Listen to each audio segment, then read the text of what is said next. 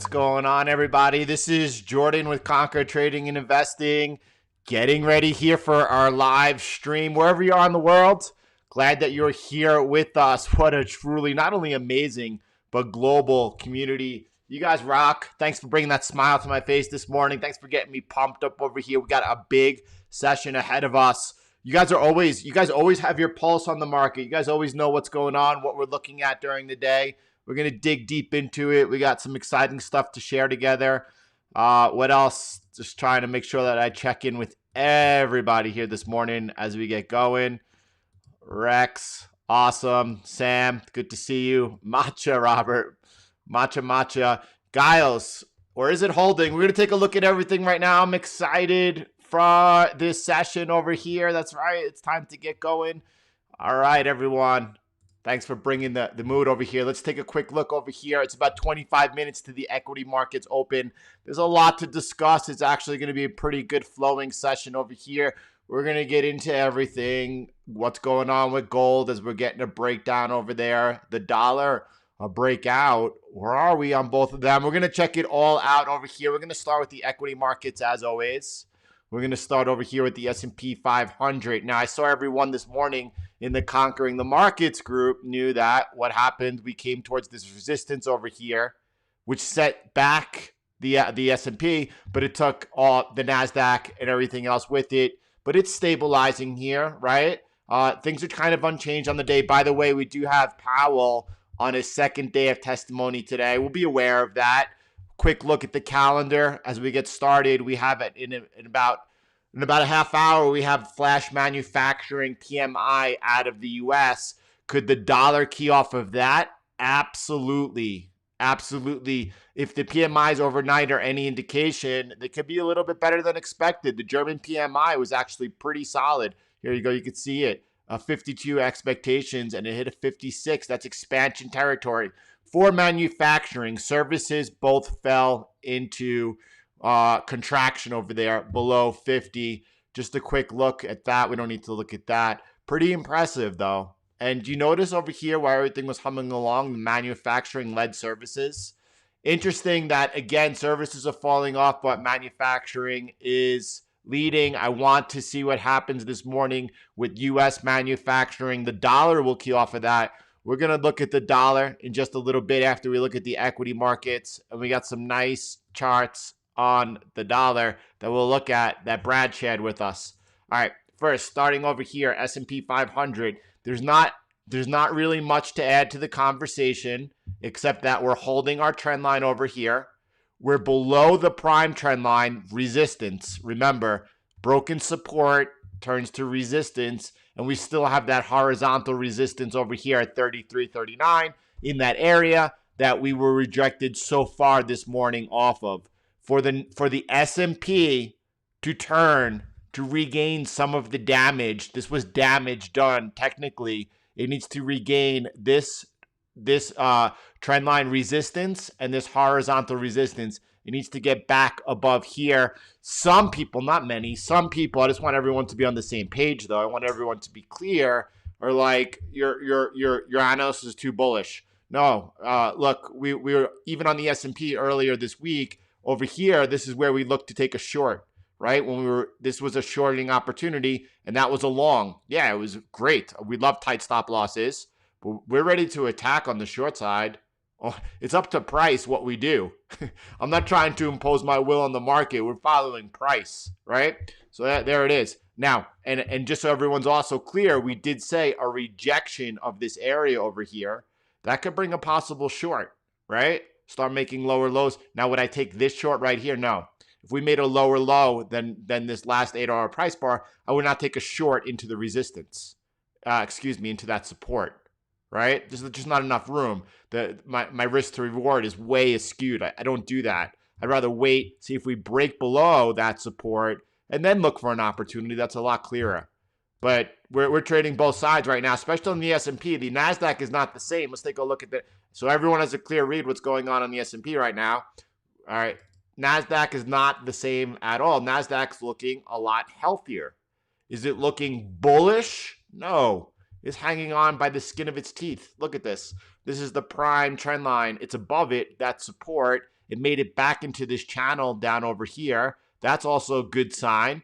It needs to really break out above this channel over here whenever, whenever that happens, if that happens, for this to be looking really good. So it's not looking good. It's just there's no opportunity to short here, though. There's no opportunity to short. For us to look for a short, do we short the break of that prime trend line? No, I'm not shorting the break of that trend line. Am I shorting below this area of support over here?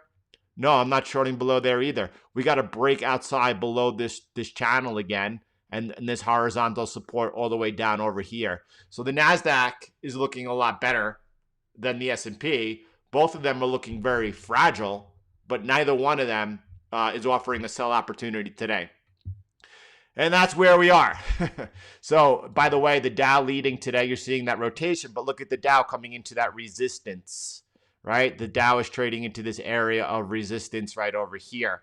So you got to watch out. All three indexes have a lot of work to do to make up for the damage done. At the same time, at the end of the day, you're just right on time. Just right. By the way, if you want to take a look starting from the beginning, just jump back and then catch up with us. Good morning, everyone. You guys are the best. Thumbs up for everyone. Thumbs up for the community. Let them fly.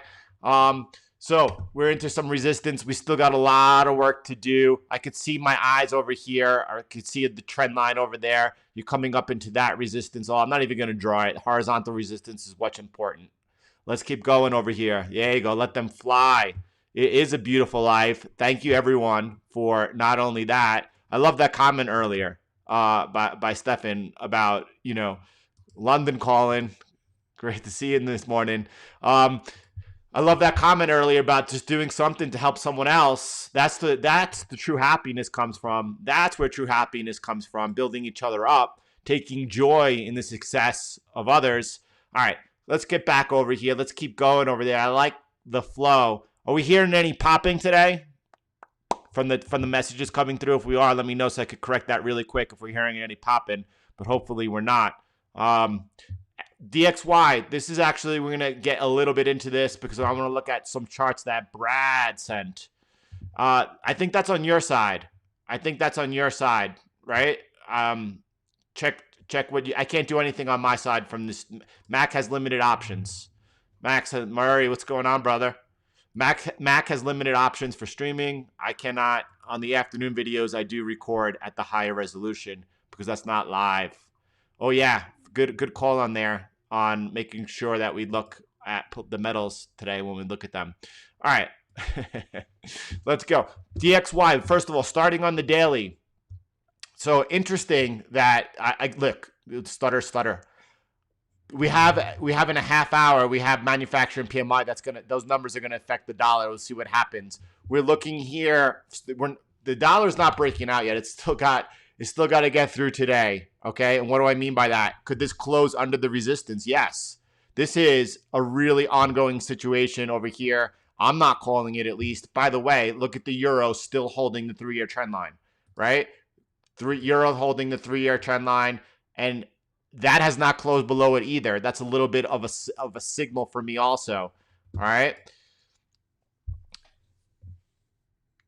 Enrique, we're going to talk about that right now. If the DX rises to election with no stimulus, what would that mean for silver and gold? I'm short right now on gold and silver. And we want to, so we're going to get into, Enrico, we're going to get into the precious metals. And we're going to take a good look at them. Also looking at copper and palladium this morning as well. But listen, you're going to trade what's happening on gold. You're going to trade what's happening on silver, what's happening on those charts. All right, we'll take a look at that in just a minute after we take a look at the dollar.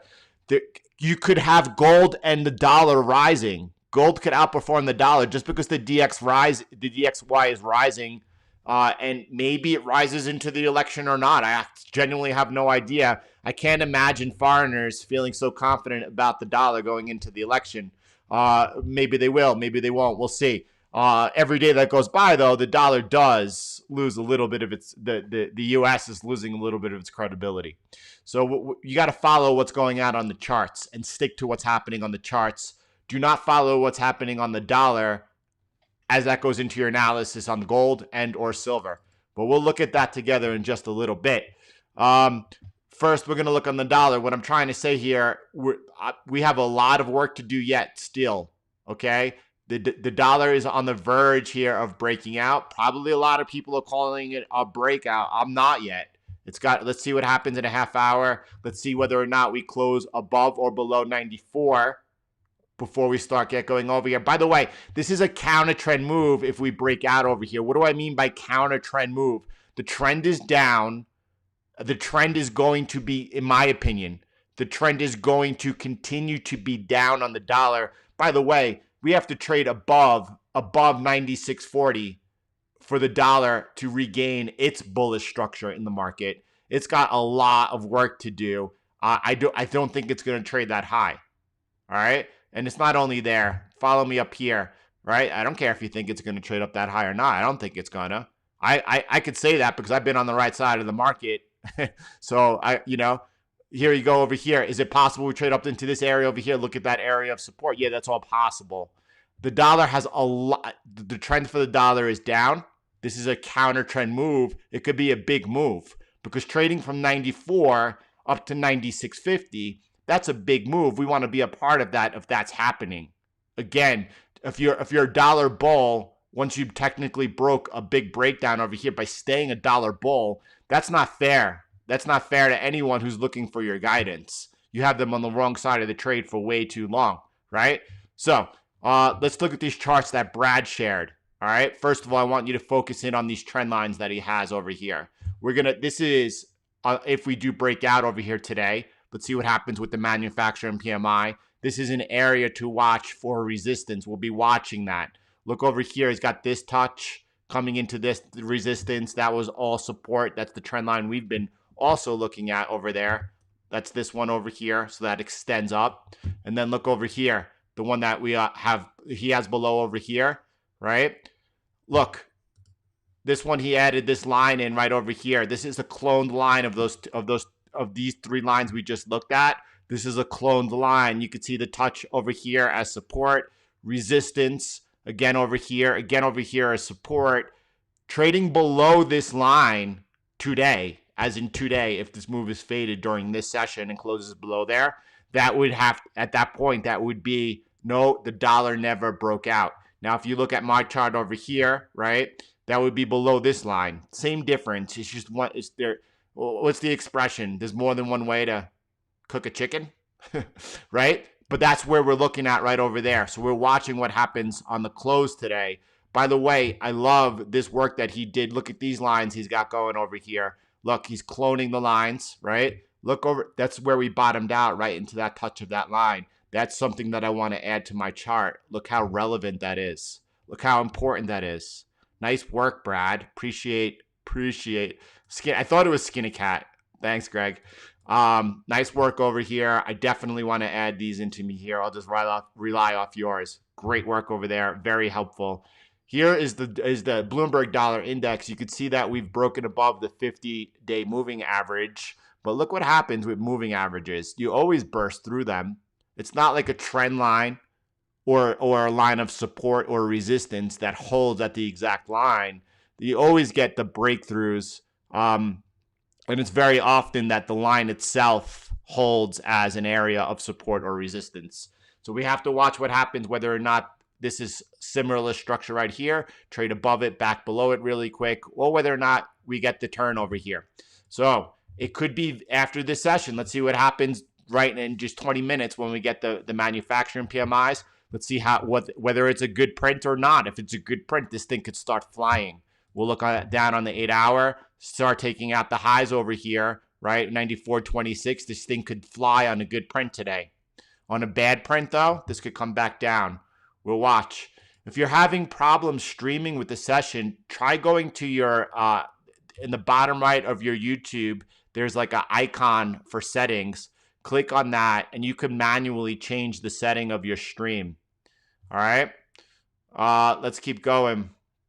Sure, you could use moving averages to look at the trend. Of course. You could have a successful trading system on moving averages.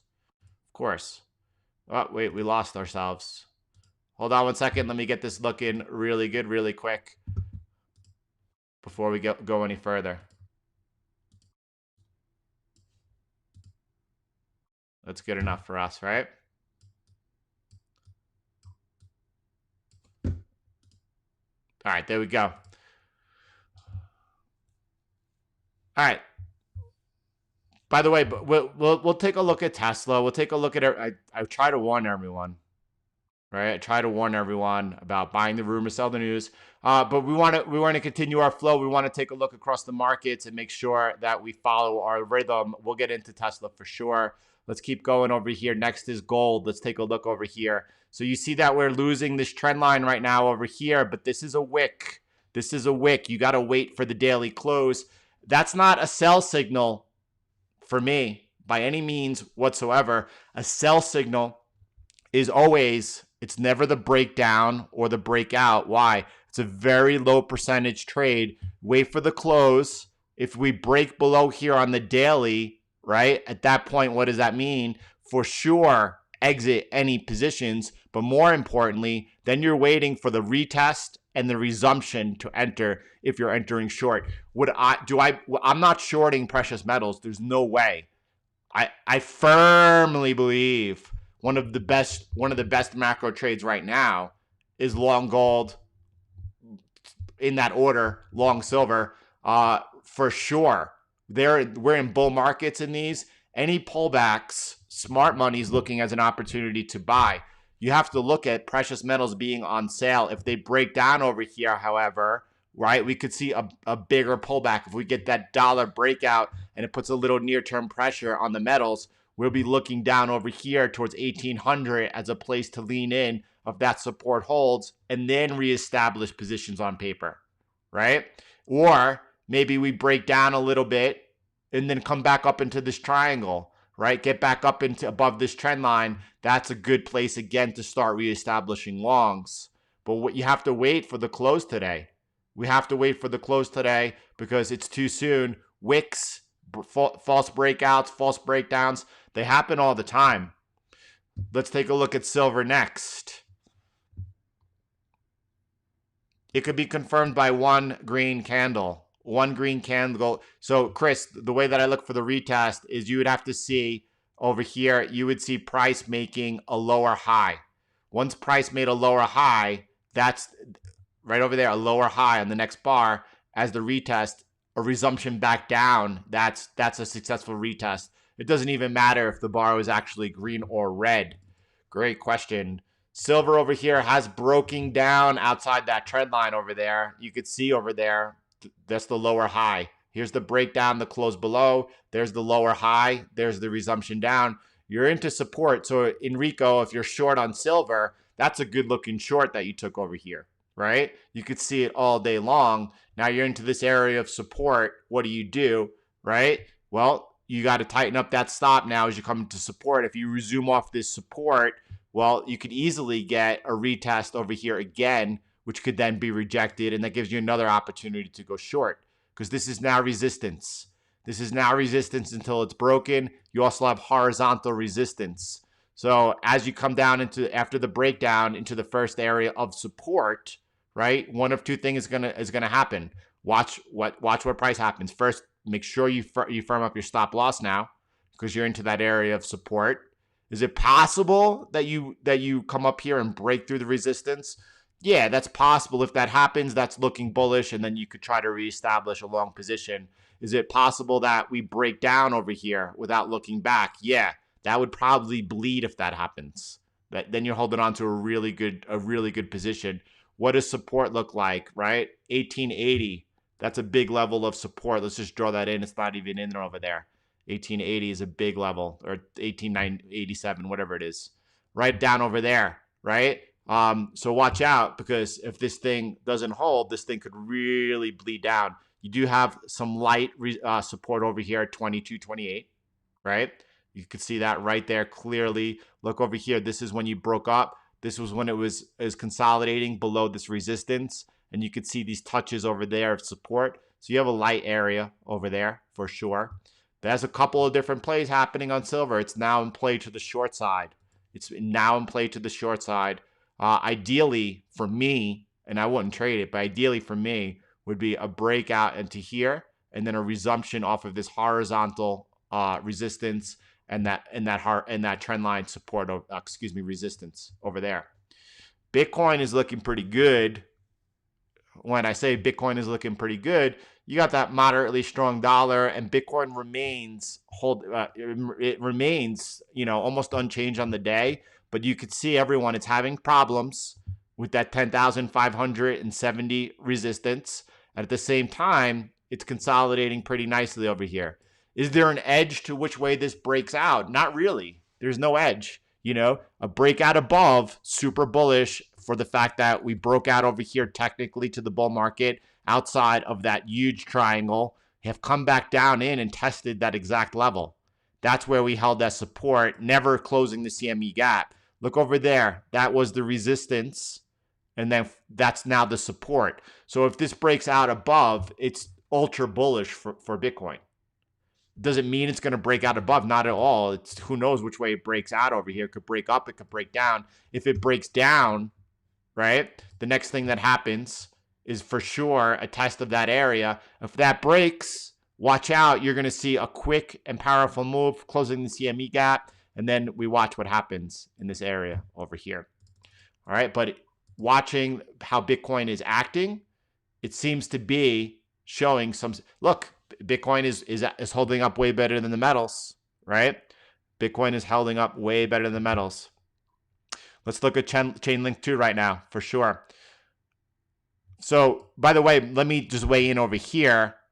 Yeah, right, of course. We all know he's a salesman. So, Peter, right, he adds a lot to the conversation. And in the long term, Peter's right. In the long term, Peter's right. He would have done his clients a lot better of a service had when the bull market in precious metals ended, right? And then it took 8 years of the bear market, had he positioned everyone out of gold, right? That's like, at the height of the bull market, me keeping everyone positioned into Bitcoin. I won't do that. That's ridiculous, right? I'd rather everyone position out of Bitcoin and be able to accumulate throughout the low of the bear market. And had Peter done that, he would be a hero. Had Peter done that, he would be a hero. Had Peter, because he felt like he missed out on Bitcoin, he, attacks Bitcoin. That's, people see right through that stuff, right? And that's why Peter, in the long term, he adds so much to the conversation. He's right in the long term, but when you're wrong for 8 years, there's a lot of credibility lost, in my opinion. Chainlink looking absolutely horrific over here. This is coming back down to when I first started buying into Chainlink, all the way down here right now after going up 3x. Altcoins, gotta love them. So it looks pretty bad. Is this a place, if you're interested in altcoins, to start positioning in? Yeah, I think it's a golden opportunity over here.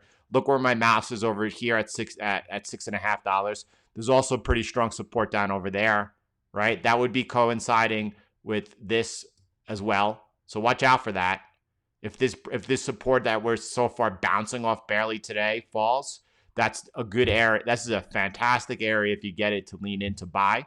A better area than it's at right now. But, or get back above this resistance here, and then you could look to maybe start getting into Chainlink. And you could see this little, I was watching that little wedge over here. Once it broke down, retest, resumption down. Since then, it's just bled. It looks terrible. But however, at the same time, alt season is just beginning, right? Alt season is just beginning. Do I think Chainlink is going to take out all-time high? Yeah, I think Chainlink during the alt season will definitely clear all-time highs and then a lot. So, but it looks terrible. It looks terrible. Hold on one second. I was behind on the messages by a lot. Yeah, let's get some thumbs up over there if you guys are enjoying the session. Either way, I'm enjoying being here with you. What's my take on the Q? I mean, that's really like a Friday conversation, is that gets way away from our analysis over there. By the way, time check, we've about 15 minutes to the PMI. Equity markets are opening right now, but that's a great question to talk about on a Friday. Technology is hyper deflationary. QE is hyper inflationary for assets. We'll just leave it out there for today, but that's a great conversation to get into over there. Hold on a second. There was something else I wanted to see and I missed it. I want to get to it and then we'll keep going. All right, let's keep going. DXY is dropping. I see DXY not dropping right now. Thanks for the thumbs up over there. We already looked at gold. If you missed the gold, we always every day start off the analysis with the S&P 500. Then we look at the Nasdaq. From there, we look at the dollar, and then we look at gold and silver. By the way, let's start something new over here. Go right into palladium and copper. Copper copper looks beautiful right here, right? Coming back right down into the $3 support over here. Look at that. That's exciting. Copper holding up well over here as gold and silver on the slides. You guys noticed that when gold and silver were pumping, palladium and copper were lagging and vice versa. So that's interesting how money flows between the four of those. But either which way, you're looking pretty good over here as you come into this area of support or resumption off of here. Is that a place to lean in? Why, for sure. I definitely do think so. What's going on with palladium? Right? Oh, palladium. By the way, this is right when Kips was like, palladium. This is when we first started following it over here as we broke out of this little bit of this trend line into that support, right? You see the retest, the resumption off, right? Look what happened. That little bit of resistance is held as support today, right? Those that are, on top of their game would have been following that. I wasn't even watching it, right? So there you go. Looks both palladium and copper right now have a much better technical structure than gold and silver. Silver obviously looks very weak, but gold today could close above this. And gold, by the way, it hasn't made a higher high looking at in 2 days, right, on the 8-hour time frame. But if it does that, if it able to hold this and makes that higher high, that's a signal. That's a buy signal. Platinum, we have to add that to there. We'll start looking at those every day, by the way. So also here on platinum, you can see that very clearly it is into an area of support. By the way, you could also see this. I'm not going to make this pretty right now, but I am going to put this in right now. And you can see that you've come down right now into a beautiful area of support because you have trend line support and you have horizontal support. A resumption off there is a nice place to lean into platinum. It's an excellent setup. It's an excellent setup. All right. This is so good. It should be on Netflix. Thank you for making me smile and kind of laugh out loud. I'm glad I caught that comment. Yeah, good. Rex, I didn't see that comment actually though yet this morning, but you're right. If gold holds over here, it looks good. There's no question gold could break down over here though at the same time. Again, let's see what happens with the dollar. The dollar could put near-term pressure on continued pressure on silver, which is obviously broken down technically. And it could cause gold to break down technically. Now, if gold breaks down technically, we're talking from a swing trader's perspective. I'm still way bullish on the metals. Way bullish in the metals because, right now, in about a half hour, 25 minutes, we're going to have, the Fed Chairman Powell before the lawmakers begging for stimulus. Stimulus is coming after politics are put on the side. All right, let's go. Antonio, I mean, clear as day. And by the way, there was a comment over here that was just posted this morning, 4 minutes ago. Ken was asking some feedback from those who have paid for the 1-year mentor course with Jordan. I've been following for a couple of months. I'm considering buying the course, hoping to play both sides of the market. I have no support in my life as far as friends and family are not supportive when it comes to my trading. I'm very alone. Listen, that's what it's all about, Antonio. You need to, make that investment. There's some replies over here. I didn't even see them yet, right? I know Greg is saying that he's on his 3rd month of the course and he's now trading profitably. He shared in the live training session yesterday that he's up about 4% right now. He's on his 3rd month of consistently profitable. that is like bam, bam, bam, meeting the goals. The first goal is getting yourself to break even or better. The next goal is 3 months of profitability, constant profitability. He's way on his way. I haven't read these other two comments. I'll read them later, of course. I'm interested. But Antonio, you need to work with a working strategy, and you need that support of not only myself, of also others in the group. Most importantly, Heath, of course. And that's the way to do it. If you don't know, you got to know. All right. There's a link below in the description. Would you recommend? Yeah. Again, this is Jared. This is completely covered in one of the course modules. I talk about exactly which markets you should be trading at the time of day you should be trading them, which currency pairs you should be trading, the correct money management position size. If you're passing up on that opportunity, you're just passing up on a golden opportunity. I don't even say gold. Should I say platinum opportunity? Or should I say a Bitcoin opportunity? I don't know. Yeah. We'll be looking at all those pairs today. That's fine. It's up to you. You gotta know opportunity when it's there and be able to seize it. Otherwise, you won't be able to. Now, you're getting a sell-off over here. No one jump on anything, by the way, on the DXY.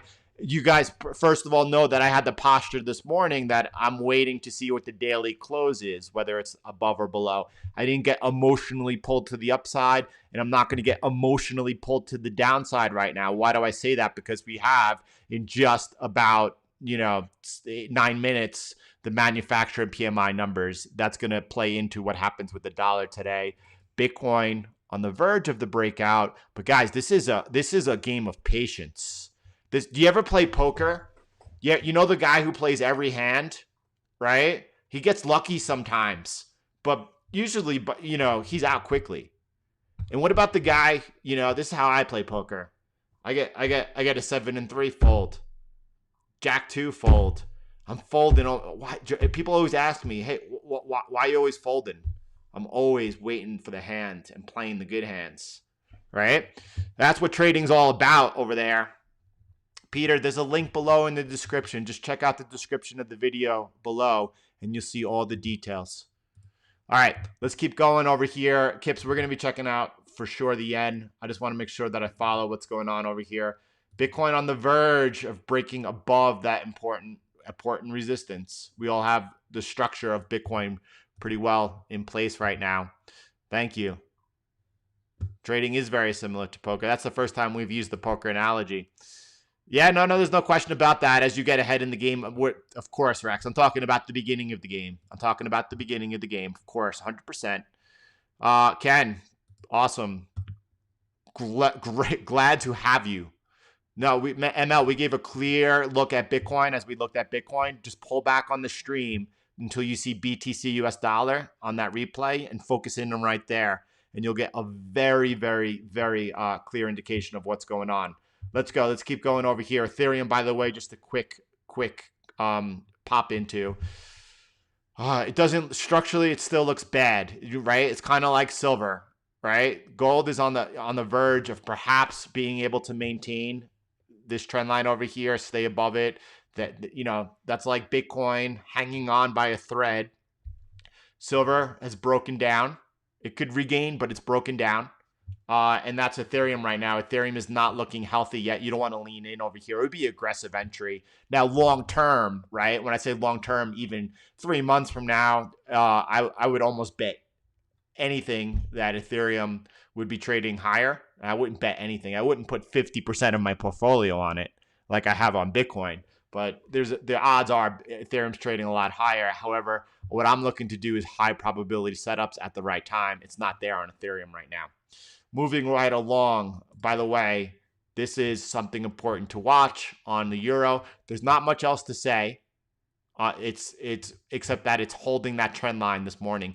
And as it was holding that trend line, that 12-year trend line this morning, that said to me, well, until I see a breakdown over there, could that happen this session right now while we're online together, right? Absolutely. Let's see what happens with that next print.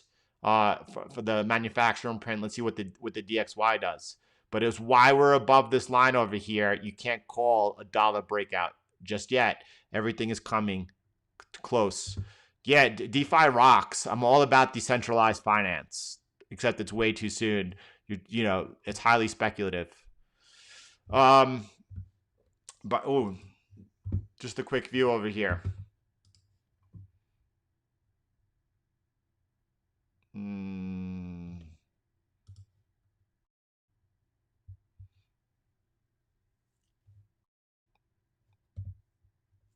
Well, I guess it's easier just to play the break of this trend line now, isn't it?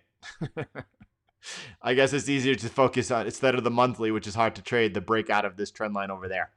All right, let's keep going over there. Let's take out some US dollar, Japanese yen. We'll start there and we'll look at all the yen pairs over here. By the way, right, this is a downtrend. We've come back, broken out of this little bit of a triangle over here, setting off some sells. This is the first time in months that we got interested in the US dollar, Japanese yen. Broke down beautifully. You can see it came into that support. That support held. Follow my mouse right over here. We're bouncing off into resistance right now, right? Look for this to fade. Oh, I'm looking for this to fade. Let's see what the dollar does over here today, right? This is resistance right here, right now, that we've come back into after the breakdown. Breakdown, retest, resumption, into support, right? What do? Stop loss, tightened up to break even, take a little bit of profit off, look to push further. It's bouncing, a rejection here. That adds up a nice sell on the Japanese yen. What happens if it doesn't break down? What happens if you don't get that confirmation over there? Hold on, let me clean up that chart, by the way. What happens if we break back above this resistance, right? Nothing. I'll be on the sidelines. I don't want to, this isn't a downtrend. It's clear as day. I don't look to pick bottoms. I buy off support in uptrends and sell off resistance in downtrends. But this is potentially opening up here for a nice short.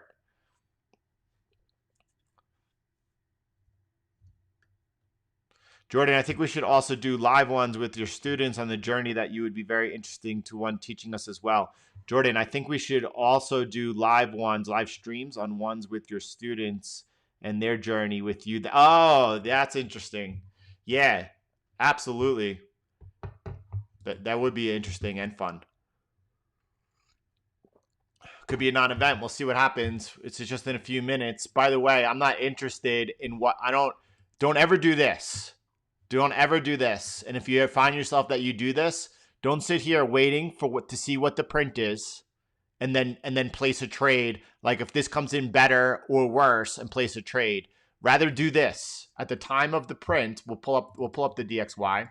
We'll watch how price reacts for a couple of minutes, and then we'll check out what the price was, because it's more important to know not what the print is, but how the market reacted, and then know what the market reaction was, and then find out what the print was. Yeah, if you're just joining us and you ever want to know what's going on with the S&P 500, just pull back on the live stream until you see over here in the middle of your screen, until you see S&P 500, and start there and just catch up. That's Forex Factory. I always use the Forex Factory calendar. I like it the best. Steve, glad to have you with us for sure. I don't think it's possible to put a value on the course. It's literally next to nothing, right? I mean, just look at Greg who responded that he's 3 months in to the yearly course, and he's profitable. You can't put a value on that. So that's awesome. Let's keep going over here, though. I'm just going to keep this on the DXY for a minute here. Then we'll get back into the Japanese yen. We'll get an overview of what's going on around everywhere. But right now, the indication, right, is that I think it's getting ready to resume its greater trend in place. Let's see what happens. Jordan, you go through many different assets in these analysis, but you restrict your watch list trades per day to a certain number of assets. You can't keep track of anything at once. I'm looking for the best setups, and out of those best setups, I then look for the best trades. That's what I do. By the way, welcome, brother. I'm glad you're here with us now. That's awesome. By the way, there's just one for everyone listening who's part of the CTM group. There, some people say, I finished the course after they watched all the modules and read through them and worked through them. That's when the course begins. That's day one of the course after you first finish the modules. Day one starts when you are actually getting ready to begin trading. All right, DXY so far, it's not doing anything yet. Stay with me because we want to get a couple of minutes. Thanks, Giles. I appreciate that. Thanks, Andrew. I appreciate that as well. All right, so far, no reaction. I don't even know if the number came out yet. We'll keep watching over here, see what price does, and to see if we get a reaction off the print. Was it a non-event? Completely. Someone just said it's going to be a non-event. Yeah, it came in slightly better than expected. Not enough to move the dial whatsoever. By the way, Jade, there was so it goes the order: S&P 500, Nasdaq, DXY. Pull back on the screen, watch the beginning. I shared these charts from Brad. By the way, Brad joined the course with zero experience, and he took the course, and then he built the website. He built the website on his own. I'm so grateful, Brad, that you had just the heart to do that. And so grateful for you for doing that. Brad shared this morning with me last night, one of them, and then this morning, if you didn't see the review we did on the DXY, these trend lines are super appropriate, right? You can see over here, we're looking to hold this one today. If we trade back below it, that was a false breakdown. And then we're going to be saying, all right, we never got that breakout. A resumption off of here. Now we have some resistance that we're going to be looking at on the upside. Super helpful. Super helpful. We also have my trend lines over here as we're looking on the dollar. I'm not getting into it right now because we don't know which way it's breaking. But these trend lines over here that I have over here, this is the prime one, the upper one, right? And when we lost it, that's what really set off the big move. That should be resistance on the way up. That's why I say on the way up, 96.40, which is horizontal resistance, along with this trend line resistance, we really have to clear above that in order to really regain some bullish momentum here for the dollar. It's a counter trend move. When I say counter trend, what I mean is the trend is down. If we get a counter trend move, it's counter to the trend in place, meaning it will be less than, and then I'll be looking for a resumption down. Now, is it possible that this counter trend move leads into a break above this important area, and then it becomes more than a counter trend move? Of course. You can never paint yourself in the markets. You got to be flexible. All right. So again, Bitcoin, we got a great look at. After we looked at gold, after the DXY, we looked at gold, silver, and then we looked at, and we're going to start doing that every time now and start moving those later. We'll look at copper and palladium, maybe platinum. Platinum set up beautifully today. Bitcoin is trying to regain 10,570. If it's able to regain that resistance, that's very bullish on Bitcoin. Keep it really simple. This was the breakout of the bull market outside the triangle. After breaking out, we came back in and retested that level, right? Do you see on that retest? This was the resistance, now support. If you break out over here, the Bitcoin's looking fantastic, all right? But it could go either way. It could break down out of here just as easy. If it breaks down over here, it's testing that last bit of support. If it loses that, quick bleed into the trend line, closing the CME gap. All right, let's keep going over here. Let's go back to the Japanese yen. Let's look at some other pairs, not only the US dollar, Japanese yen, which right over here in this area, and by the way, it's not 105.21. You could see the over here that where we came down to support, it's 105.30. It's this area, right? That's actually a better look. It's in that area though. All of the support and resistance lines, they're not necessarily exact points. It's the guidance of the area to watch how price reacts along there. Let's check out other Japanese yen pairs. Pound bouncing off of that support over there. We looked at this during the live stream yesterday. I looked at all the pairs I had flagged, and the pound Japanese yen was one of the most promising. And it's at the same time, I didn't want to take it, and I still don't. But you see the yen here, weaker. than the pound. So what about the Japanese, the euro, by the way? This one looks very good and still does, even giving a signal here this morning, a buy entry. This trade looks very good over here, in my opinion. Now, is it possible that the euro has a big technical break? When I say euro, I'm talking about the euro US dollar. Is it possible we lose this trend line? Would that, if we do, would that put pressure on the euro Japanese yen? Yes, of course. But if I'm taking this trade, by the way, I have a tight stop loss on this trade, right? I have a tight stop loss on this trade because if I'm wrong, I want to get out. I'm not looking for, I'm not saying, all right, I'm going to put it below this support down over here. That's ridiculous. My stop loss would be very tight on that trade. So I'm just trying to get a sense of what the yen is doing, by the way. Swiss franc, Japanese yen, these two are kind of in a stalemate into support. All right, not much of a lead. Yen is way stronger than the Japanese yen. A big breakdown here on the Australian dollar, Japanese yen, by the way. This is setting up some possible short trades over here if we get a retrace and a resumption down. Some people could look at this, the Australian dollar, Japanese yen, and say this is in a strong downtrend.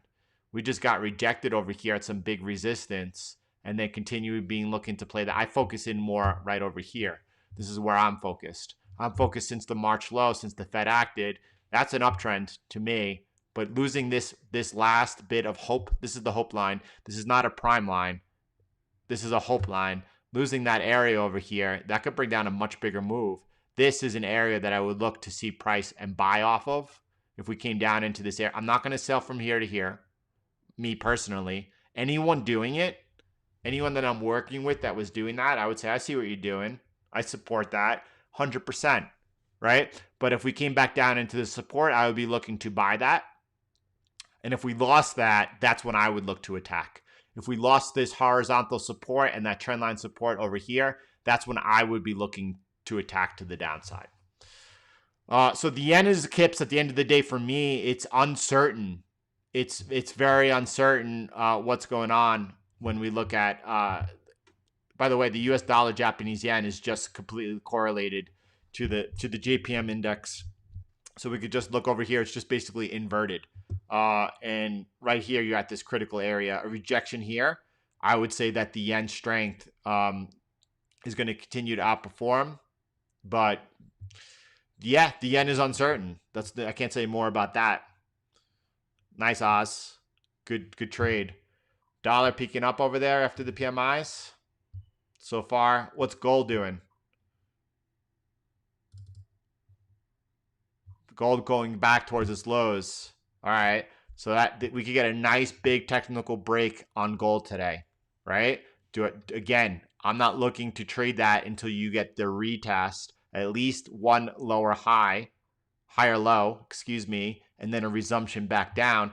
And we still have a lot of trading to go. Everyone saw what happened yesterday on the equity markets, right? Everyone thought they were falling. They wound up closing well up on the day.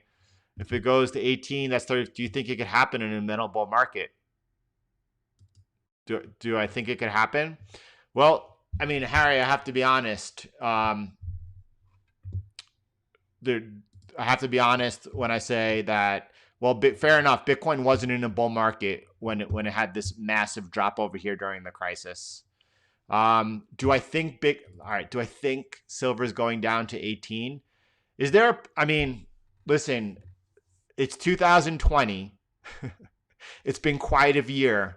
We've seen a lot of unexpected events happen. I don't know what's going to happen into the election. I don't want to talk about, like, if you take a step back and you look what's going on around you, it looks almost ominous. It looks completely terrible.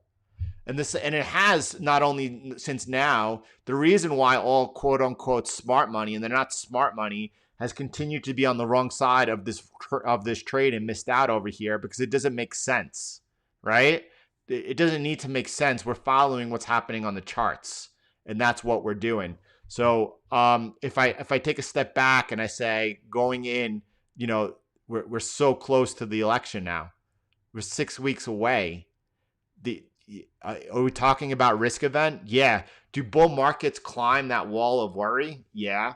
You know, if I look at silver and I say, what do I expect is going to happen over here? Like, do I think we're coming back down onto it? No. Is it a possibility? 100%. It's 100% possibility we come down into there. If we do, right? By the way, this didn't happen either in silver in the first bull market. You didn't get 151, increase in 3 months coming off the low. So that, it didn't happen. It's all perspective. When I say that silver is in a bull market, that metals are in a bull market, I mean, you could look at the charts and it's clear as day. If you're missing that, you're missing everything, right?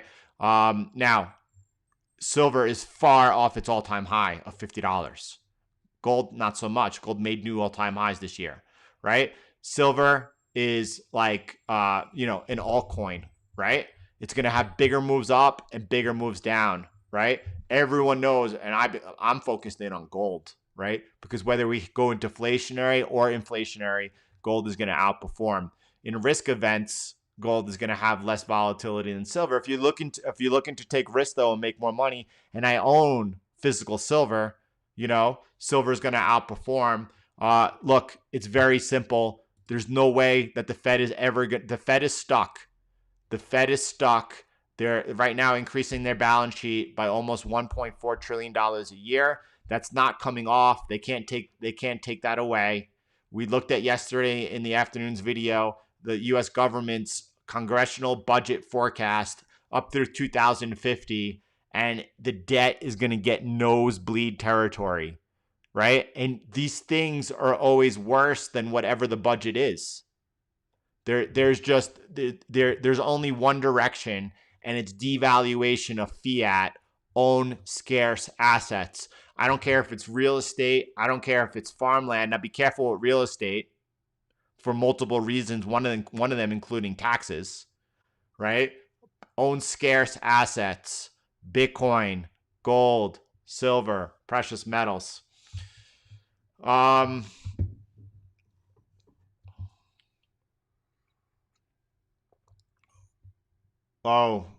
mean, I'm on the other side of that trade, right? Now, I think holding dollars is scary. I think that, having a little bit in case there's any type of event where you get to buy things cheaper, that makes a little bit of sense. In my opinion, be careful how much cash you hold. I don't hold any cash at this point. It all goes right into Bitcoin. And bonds, man, what are bonds paying? All right, let's keep it going over here. Let's look at the equity markets over here and how they're reacting this morning. So far, S&P is unchanged right now. About a half hour since the markets opened, it's above the support line, right? I said earlier I would not take this sell over here, this rejection over here, because by taking that rejection, I'm taking it right into the area of support. I'd rather wait for this support line to break and then look for a retest and a resumption, and I will be looking happily to short silver. What about the Nasdaq? Nasdaq's still holding. Nasdaq's looking very good, by the way. Nasdaq is holding its channel over here. I'll highlight it really quick over here. It's back above this channel that it's trading in, and it's back above its prime trend line. And you got horizontal support right over there. So the Nasdaq looks very, very good over here. Now, what happens if we break down below here? Would I sell, break below this trend line and that support? No, because we're coming right into horizontal support and this channel support. It's not until we trade below there that I'll be looking to short the Nasdaq, right? So again, I'm not considering everything that's going on. Anyone who's considering the fundamentals of the economy and trading because of that is getting, they're suffering. They've been on the wrong side of the market, and if they have any money left, they're basically just hoping and holding that price crashes. That's not an investment strategy. You're not going to make money that way. Am I aware of everything that's going on? Of course, I love it. It's a passion. But I'm following price here. Price is going to keep me on the right side of the trade. Right over here in the dollar also. Again, I'm waiting for the daily close over here. If we get a close above this 94 level over here, Brad showed us clear levels over here this morning. Let me point it out right there, right? Does that look like if we close above here that we've broken out over here and then we're targeting, higher? Of course it does. But we have to wait to see what happens on the daily. And at any time we trade back below there, the dollar's lost its momentum. Tesla, we didn't check out Tesla yet today. Let's check out Tesla.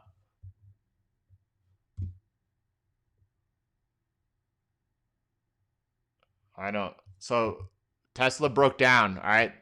When I say Tesla broke down, come up, follow me like this. Go back to yesterday's live stream, and we said we were neutral until we broke out of this. And then look, there was the breakdown. Not only a breakdown, you could see a breakdown, a retest, and now trading back down, right? So everyone, so long as you've been following the channel, has a uber clear read on Tesla. But what happens now? What happens as you come into this area over here, which is what you should be targeting, right?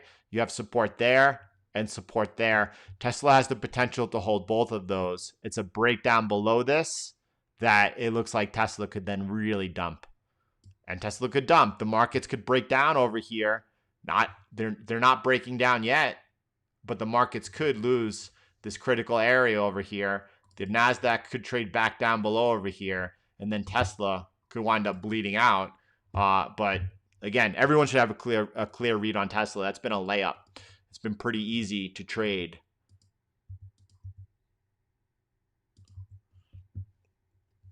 No, I'm not interested in that, Isaiah, though. Thank you. Yep. For sure. For sure. I can't wait to get myself a Tesla solar roof and some battery packs. For sure. I'm definitely bullish. I need to tell some what the rain throw is. All right, let's keep back going over here. Let's take a look at what's going on over here. Jed, if you're accumulating into precious metals, that's a play, of course. Of course. Do you think look, does anyone here think we're not going to see 3,000 gold? Does anyone here think that we're not going to see $100 silver? We're going to see both of those. When? I don't know about when. Silver right now, uber cheap. Let's take a look at the dollar over here. Let's take a look at the markets first of all before we go. S&P unchanged on the day. Nasdaq into support area over here. It's not only it's just into the trendline support right here. We also have horizontal support right below it. Not much of a read going on over there. Everyone see that trend line over there though? If I highlight it bigger.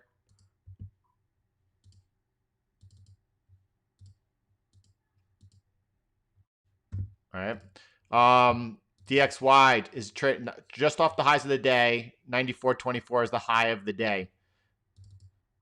Gold, definitely breaking down. You're looking for the daily. We'll look at that this afternoon. As long as it closes the daily outside below that support over there in that trend line, gold is technically broken down. And for sure, we could get a move down towards 1,800. 100% for sure, right? That's going to be, if you are trading paper gold, exit your trade closing outside of this today. Exit that trade. Could always get back in at a higher price when things have improved, and hopefully at a lower price into support. Bitcoin, you have to say, is holding up under this move. You see the gold and silver taking a beating. So far, Bitcoin is holding up. Kips has mentioned many times before, on a days when the dollar is strong, look for which assets are holding up best, Palladium, and watch what happens when the dollar goes back to weak. Fish, I don't know. Let's take a look at the pound. And when I say I don't know, so the EU was on the wires earlier today saying that they very much want to deal with the UK. They don't want a hard exit. Now, no one knows what's going to happen. JP Morgan just moved $200 billion of assets away from the UK to Germany in anticipation of the Greek exit. Nobody knows what's going to happen, right? It's a highly volatile event. Did the pound perhaps maybe pump a little bit today with the EU's verbal willingness to get a deal done, maybe. It's a hot event. I prefer to stay on the sidelines.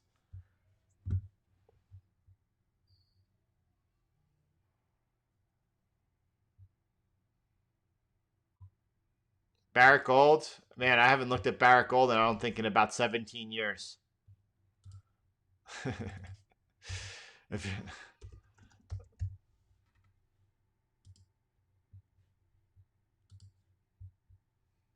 I mean, there's not much else to say. That's a bullish, a super bullish looking chart. What else could you say about that? Someone said yesterday, I was watching an interview, and someone was noting that all of the gold mining companies in the world make up only a third of Apple's value. Think about that. But that's a super bullish looking chart over here. Where do you got some strong support? 26 right over there. Look over here. Look at the resistance. Look at the look at the support. Now look at the resistance and then flip back into support. That's super strong support over there. What about over here? Do you have also some area of, mildly coming into an area of local support? Long term, super bullish. Is S&P breaking down? No, S&P is not breaking down. Above the trend line.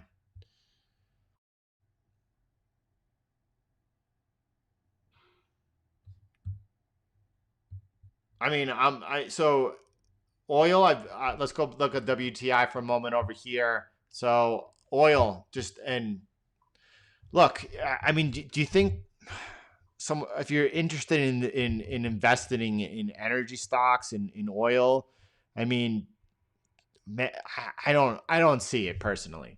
But over here, look, this was sideways. We all stood aside. It finally became exciting into the support. We got a little bit of a help from Mother Nature, sending us up off the buy off support into resistance. So far has been rejected. It's back flat, and there's not much else to say about it. It's not exciting. I don't think that anyone should be focusing their attention on oil. Nothing has changed over there. Let's take a look and find out what's going on with the equity market. Still early in the session, by the way, and not much is happening over here. Basically the markets are unchanged. Dow still holding on to gains, Nasdaq selling off, S&P is slightly down, right? We're looking for breaks on technical levels, and that's it. There's no indication of any type of break right now over here. All that happened, plain and simple, is as after giving the buy entry, we came up towards resistance, and so far have traded off that resistance, but above support. You're nothing more in no man's land right now between and hopefully holding long and took some profits maybe, but you are support, resistance, and you're in no man's land. That's all you are. Nothing's breaking down. If you lose this area over here, then people could be like, all right, we're breaking down. I'll be like, yeah, we're breaking down. I'm looking for a retest and a resumption, and I'm gonna attack her. But right now, we're not breaking down. Same thing on the Nasdaq. What's going on in the Nasdaq? We're just into support. The Nasdaq's into support over here. I will not be surprised if this is the low over here of the session and we resume back off there and bounce over here. Just as I would not be surprised that that's where we peaked out into that resistance. Now, does that mean that support can't be broken? Absolutely not. If we break down below here, then I'm looking and targeting this area, right? I'm not selling that, but I'm looking for a move down into this area, and then we'll see if that holds. That's a buying opportunity. That's not a selling opportunity. That's a buying opportunity if you resume off of there. If we break this, then I'm happily selling the Nasdaq, and I think we're going to see a big move. That's all. If you're bullish on oil, it means you're short gold, right? I'm not bullish on oil. I've been clear about that.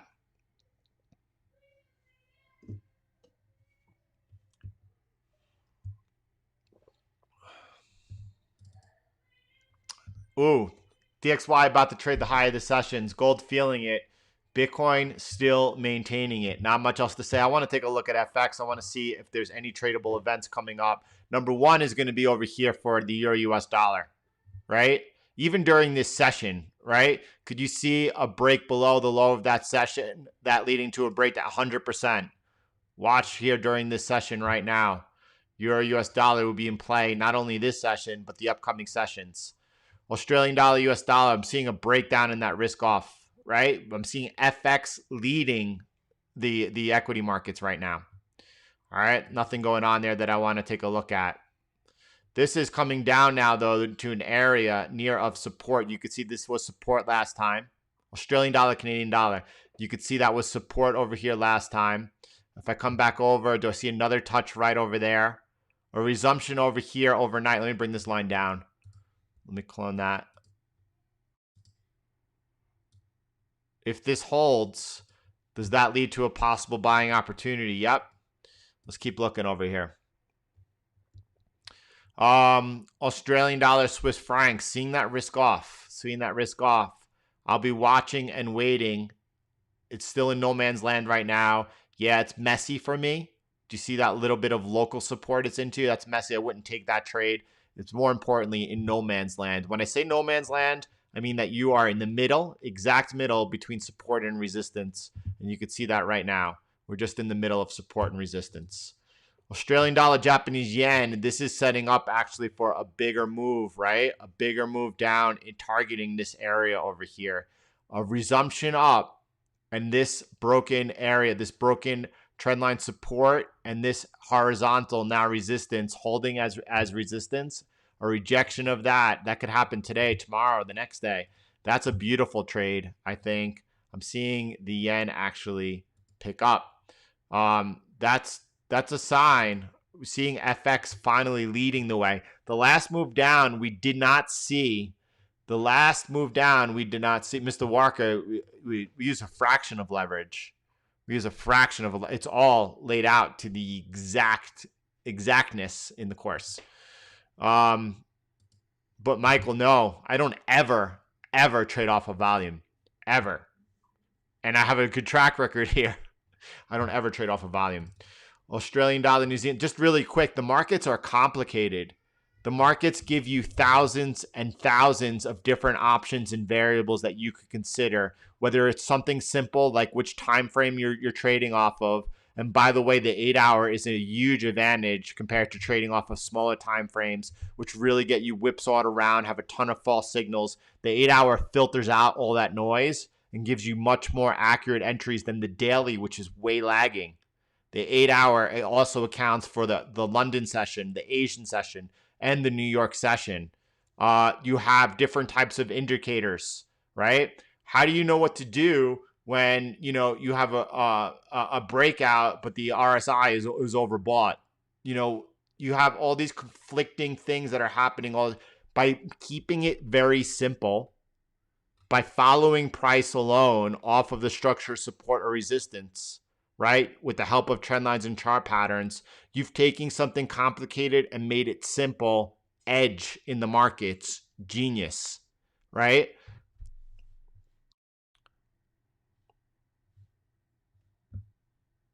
Australian dollar, New Zealand. I'm going through FX now. I need to do my homework here, preparing. This is just in nowhere, right? Resistance, support in the middle. What I'm doing right now on FX, this is when you should really start paying attention, because what I'm showing you now is relevant on every single market. This is the education right here. Swiss franc, Japanese yen. This is leading to a break below this support over here. A break below this support could lead to a big further leg down. That would be saying to me really big risk off. As we're having risk on in the market, Swiss franc outperforms the Japanese yen. During risk on, you see the Japanese yen outperform. That's interesting. That's a signal over here. Euro US dollar. Ooh, getting a breakout here on the euro versus the Aussie. We're going to have to wait and clear above that resistance over there till that becomes interesting. So you're seeing over here a weak euro, right? But the Australian dollar risk on currency is weak. Seeing risk off entering the markets right now. All right. By the way, everything adds up. The human brain is a phenomenal instrument. When you're doing your analysis every day, everything that you're considering, everything that you're focusing in on, it all adds up. Your brain is keeping track of it all. That is how you keep the pulse of the markets. That's how you keep yourself on the right side of the trade. Euro, Swiss franc, this is still sideways, right? It's just sideways. Sideways markets, I avoid like the plague. I'm looking for things to be able to run. Euro, British pound, hot. This is the pair that is showing the EU versus the UK during the Greek exit, standing aside. Interesting here that the euro is actually, with the euro week on the verge of breaking down, the Japanese yen strong, and this is in a stalemate. I don't know what to read. I don't know how to read that at all. All I could do is make the observation. If you don't think that's important, that's critical to me. Come back up. I see that the Dow is getting close to turning red. Have all indexes turning red. The DXY is on the verge of breaking out here to the high of the day. This could lead to a bigger and powerful move here, confirming the breakout on the DXY. Bitcoin now feeling it a little bit, right? Gold, definitely feeling it at the lows of the session, and silver getting obliterated. Now keep in mind, by the way, just over the breakout, and this is when we positioned everybody into silver. This is when, between 17 and 18 is when we were positioning everybody into silver. Look at that move, right? What was that, a 60% move?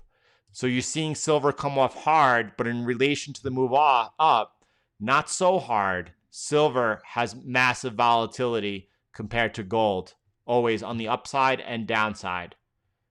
I'm going to avoid the pound pairs. I'm going to avoid the pound pairs only because of the volatility. Nevertheless, mark this, or I'm marking this over here. This is my next bit of resistance. A reject, this is a big downtrend. I'm seeing the Australian dollar, the pressure on the Australian dollar, risk off. But if we come into a strong resistance in that strong downtrend, is that a place to maybe look to lean into sell? We'll have to watch it.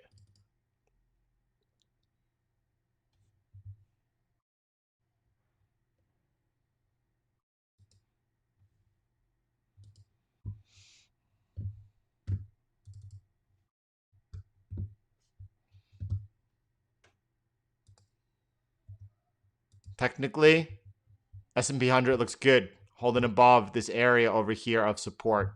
Not much to read into it.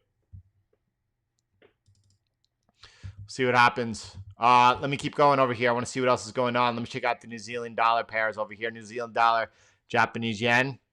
You see that yen, but yeah, you see that yen, that strength of the yen.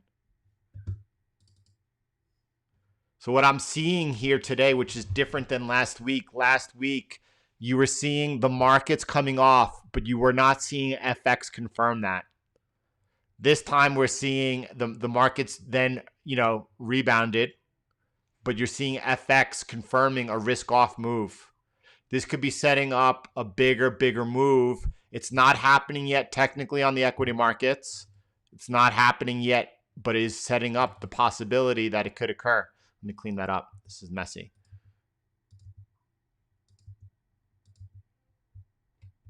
And that we're kind of in a stalemate. I feel like I'm in a stalemate.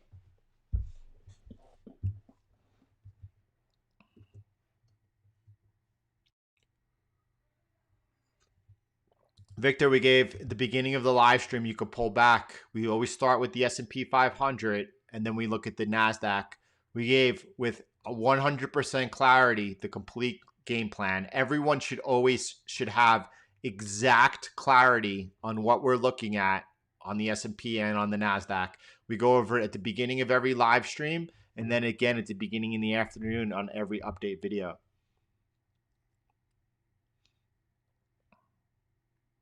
Today, Bitcoin crashing to 9,300 today.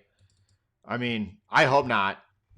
I bought some. I accumulated some yesterday on BlockFi, dollar cost averaging into to Bitcoin, and I would prefer to have picked it up at 93 than over here at 10 and a half.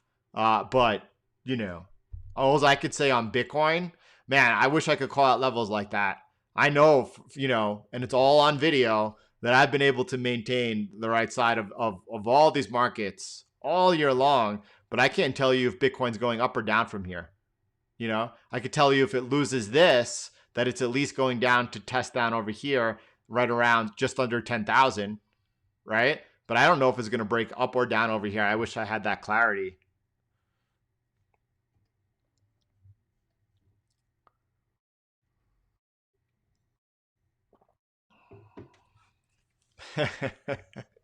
I felt like that a bit today earlier.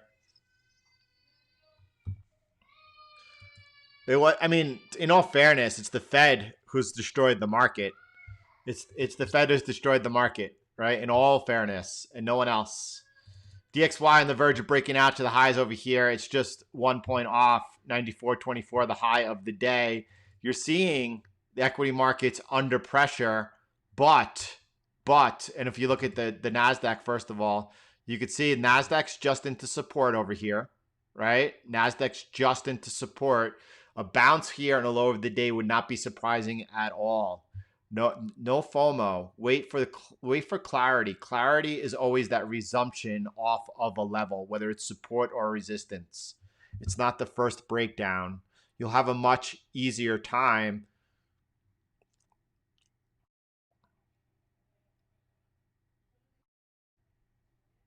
Pound US dollar is volatile today. Pound US dollar, you can see that strong dollar. The pound actually, look at that. Look technically how it wicked down during the London session right into the support line. But that's because the EU is signaling that they want to come to some type of agreement. I mean, listen, could anyone trust either side? I mean, well, it seems to me that you could trust the UK when they say they're leaving either way. But negotiations and negotiations, one headline could really change the position drastically. I'm staying away from all British pound pairs right now. It's too volatile for me. I'm looking for clarity. It's always a dollar story. It's always a dollar story. The dollar could be breaking out over here for sure. It looks like it's going to. I'm waiting for on the dollar. I'll give a clarity later this afternoon. But if we get a close above that important level today, which it looks like, it appears that's what's happening. At that point, the counter trend move is definitely in play. Brad gave us some nice lines to look for on the upside. Next bit of resistance we have over here. I think that's coming in at around, let's call it right around a little bit higher than 95. If you look on my chart over here, right there, it's the exact same line I have over here. I have 95.20, right? It said just above 95 is where Brad has that trend line over here. I have 95.20 horizontal. I'm sorry, 95.20 horizontal. I'll make it brighter as we're getting up here now. Horizontal resistance. And then over here, if I zoom out for a minute for you, you could see right there also, it's this trend line. This is not the prime trend line is above, but also this is trend line. This is now resistance. You have not only these two coming in at 95.20, you also have this trend line over here that Brad has put into play, right? You see support, resistance. That will also, all three of them will be coming in over there. That's as high. That's the first place I'll be looking to fade the dollar. This is a counter trend move. We'll be looking, if we get the breakout today, for the dollar to peak out right around there. And if it breaks above, then we got this, the prime trend line, with this strong horizontal resistance around 96.40. 96, 96.40, depending on when we get there. I do not ever consider volume, ever.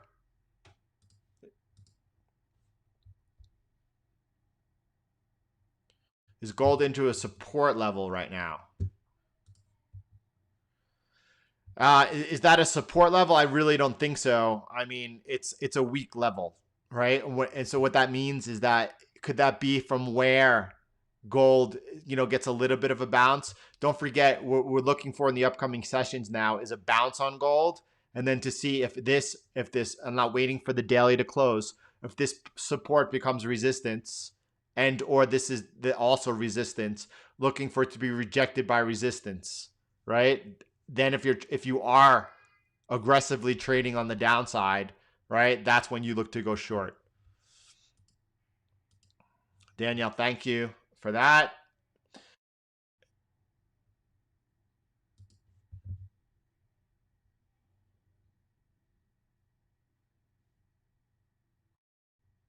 No, I don't have any charts on you. Adam, if you're interested in working with me, the course is open to you, but I'm not here to review anyone's individual stock portfolio like that whatsoever.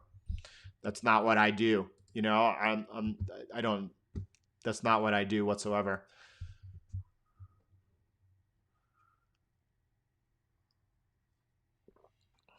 The 3-day on silver. Let's check it out. Yeah, that's not what I do. If my brother told me he owned those things, I'd be like, have you looked at Bitcoin? I think that's what I would tell him. Is 23 some support? I don't think so. I'm gonna come back over here. Yeah, yeah. Whoever said that. Hold on one second. Who said that? I see what you're looking at. I see would I buy off that support? I would not buy. I would not be buying or leaning into silver at this point personally, right? I would not buy it until it's back above this trend line, back above this horizontal support over here at 24.50. That's when it would be looking better to me, and then I would be interested in buying. If you're accumulating, sure, anytime's a good price to accumulate silver, gold, Bitcoin for sure. In my opinion, could this be where we lead to a potential bounce? Right? Don't forget, you're looking now. This is closed down outside of this trend line over here. You're looking for a resumption and a retest. You're looking for a retest and a resumption out of that. This should now all be resistance over here. Not until I clear back above this trend line and above this horizontal resistance would I be looking to buy silver from a swing trader's perspective.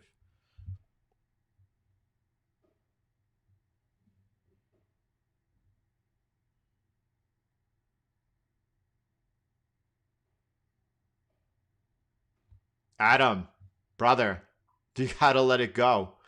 You gotta let it go.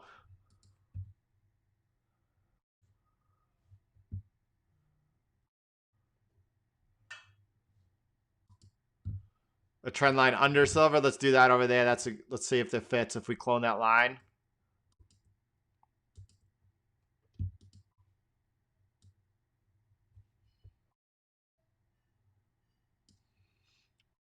That's a good looking trend line to have it over there. Look over there. That is more than, look at that. That was support over there. And those two coinciding over there. I'm going to go ahead right now and just make that. I'm going to leave it in there. That was a good suggestion. Hold on one second.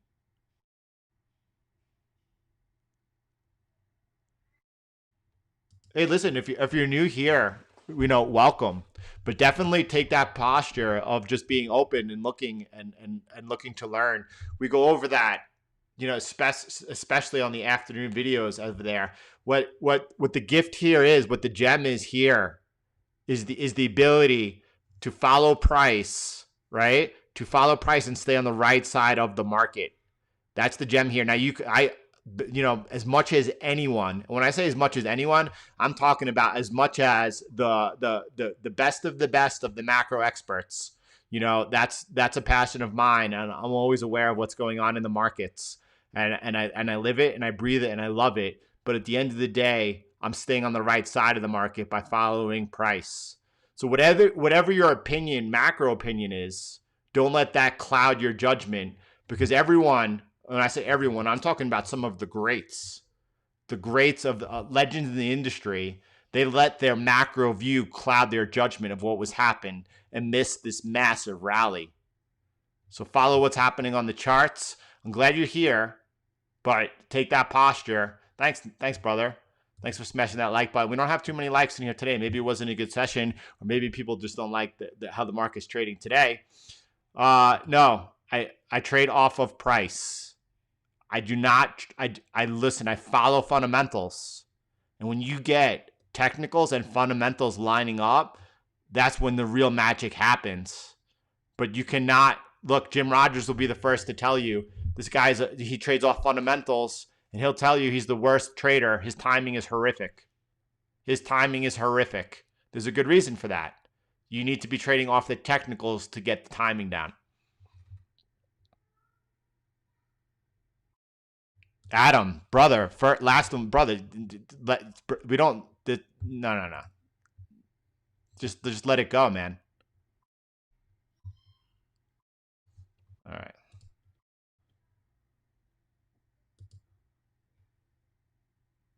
Wait. It's insulting to say let it go when I ask tool. Adam, brother, you're calling me a tool? When I call you brother, brah, you're a tool. You're sitting in here taking up everyone's time, posting questions as if you're the most. I don't even know who you are. It's the first time in here. People spend every day learning, investing in themselves, putting them in their time. They ask a question, I'm going to pay attention. Who are you? Right? Adam, listen, do you think you're important or something that you come in here and you expect everyone's time to stop for you? Look, you got that attention, but now you just lost the greatest asset you ever could have had in your whole investing career, and it's not open to you anymore. You're gone.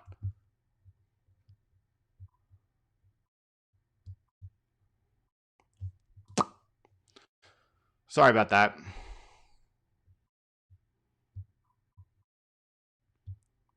Sorry, super chat in there. I'm sorry I missed that for that little rant about that, and I apologize about that.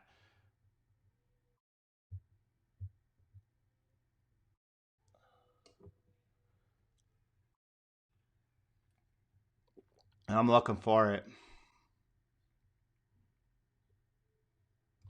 I'm glad I came back to see that comment over there.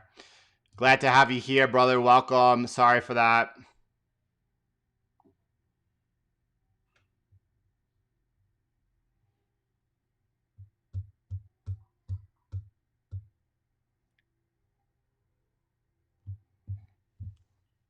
All right. I apologize for that. That's a rare event, but there it is. Let's ask for 1 minute of pause.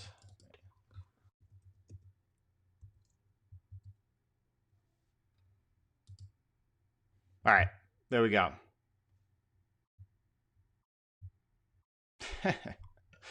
There it is. By the way, Dimazi, first time I've seen your name. Thanks for being here. Appreciate that. Justin, this is a positive place when people like it just has to stay that way. It's the internet.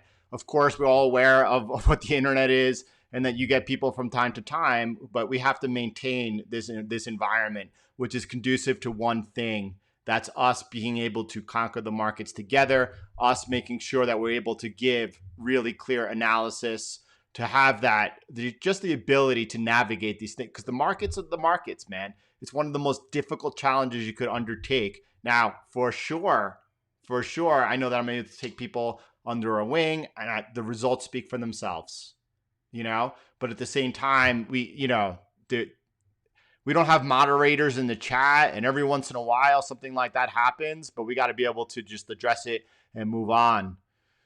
This is a good question. I'm glad I came back to. Do I think that the divergence between the financial market and the real economy will start to matter? Listen, here's what I think. I think everybody is keenly aware of what's going on with the economy. However, I have in the past week asked a bunch of friends and family, including my mother, about whether or not their friends are showing any types of suffering. Only one person had a friend who was related to the hospitality industry who did fitness equipment sales to hotel chains, was having a hard time. But generally, the people in all of their circles, not to say that there are not massive amount of people. I was kind of the one talking about, well, everyone I know at one point or another had, some type of job, in the restaurant industry, whether it was a waiter or a busboy or whatever it was, right? And, those opportunities are not there right now to people.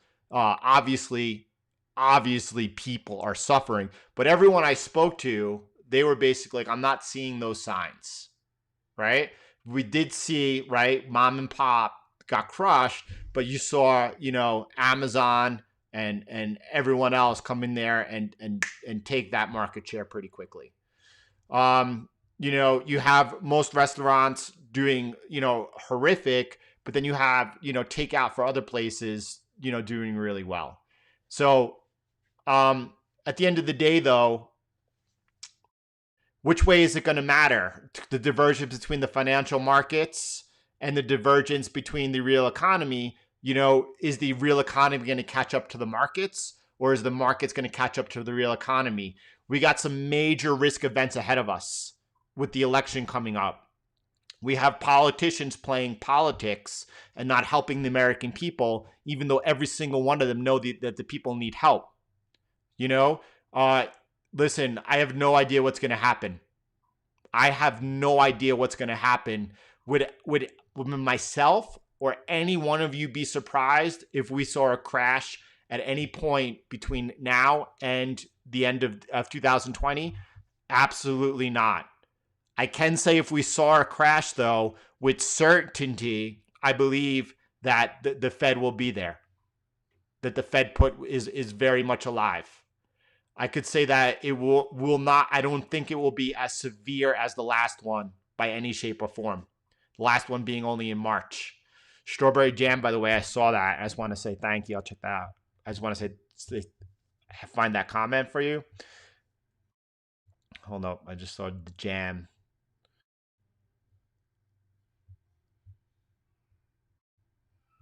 Strawberry Jam, if you were asking anything though, please ask it again just so I get to see that. Oh, there we go. I got it.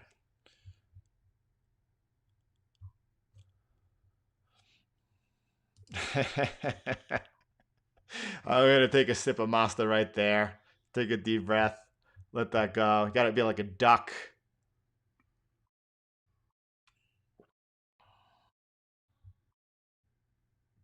Keith, I saw a comment to Danny. I don't see what that is. San Antonio blend coffee, my favorite. Next time we're in the States, HEB San Antonio, I'm gonna order some right there.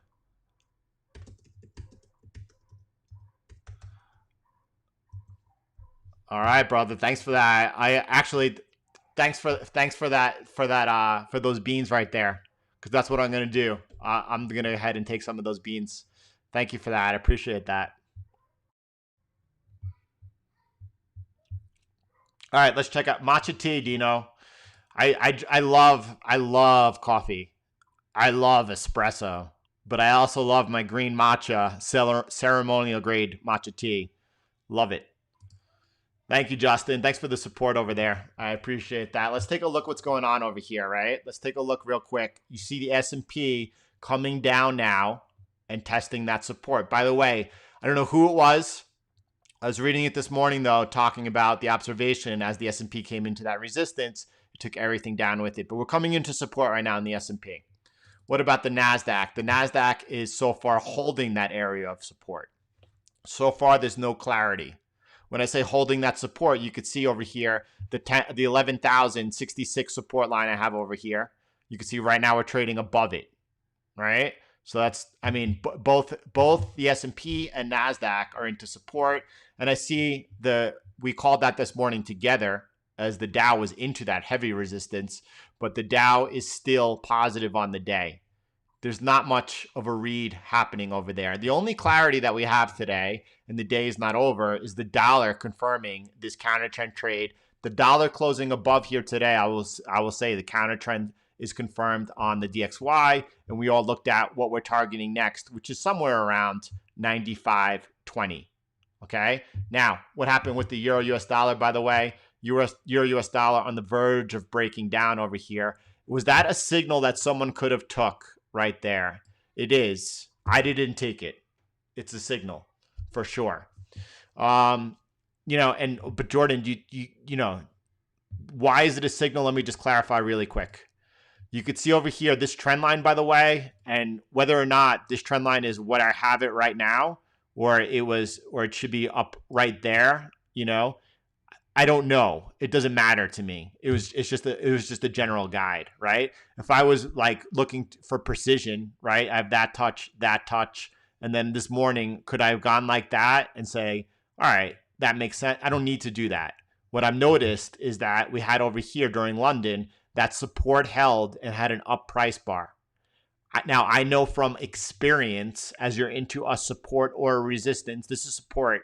If you're into a support and resistance and you get that up price bar over on that support right there, and then the next price bar takes it down, it's a great trade. We've talked about it a lot on the live stream, and I said I should make up a name for it. I don't have a name for it, but I know that. And anyone taking that trade, yeah, that's a good trade. It's actually a good trade because on a breakdown like that, you could have a very tight stop. Where do you know you're wrong on this trade, by the way, if you're taking this trade, right? So a tight stop would simply be right there, and a good one. In this situation, that would be a great stop loss. Now, a lot of people actually, they have this problem where they trade with stop losses that are almost to the exact point. They know exactly where their stop loss should be, but they put it at that exact point, and usually they get stopped out, and usually the trade goes in their favor. If that's your problem, it's very simple. You could move your stop loss over here, which was the last up price bar we had, into this area of resistance, right? If price trades up into here, I know for sure with certainty that I'm wrong on the trade. Don't forget, on the breakdown over here, we're trying to target, down in this area over here. Now, for sure, there's horizontal support right over there. For sure, there's some decent local support over here as well. But from here to here, you're looking at already, that's a 1 to 2.5 risk reward ratio.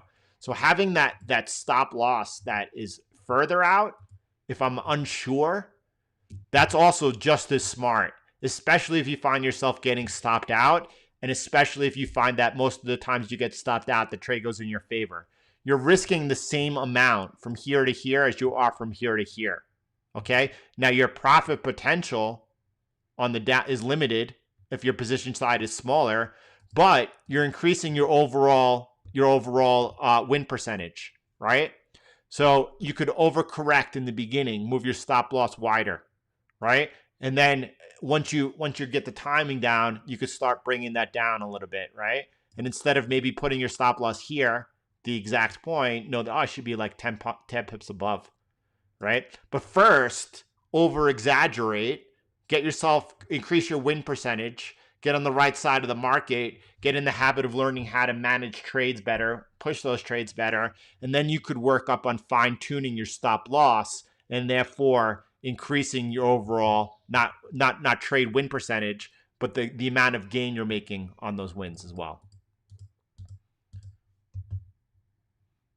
Espresso.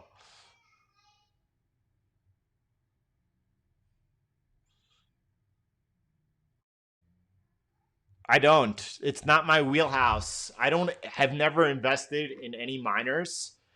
All I could say, so Real Vision has some good content on miners, and also Sprott, Eric Sprott Gold. There's some probably some good podcasts you could find on miners. These people I would consider the experts, right? It's what they live and breathe.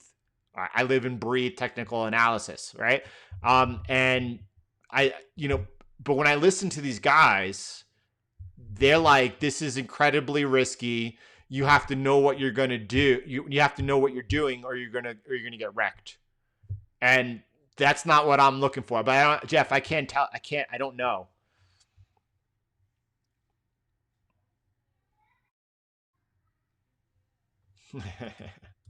I love my spicy food. What's the next support on the S&P 500? So this is the support, right? Or this trend line is the support that we're looking at right now. If we break that, that opens up the sell side on the S&P 500. Now, you don't sell the breakdown.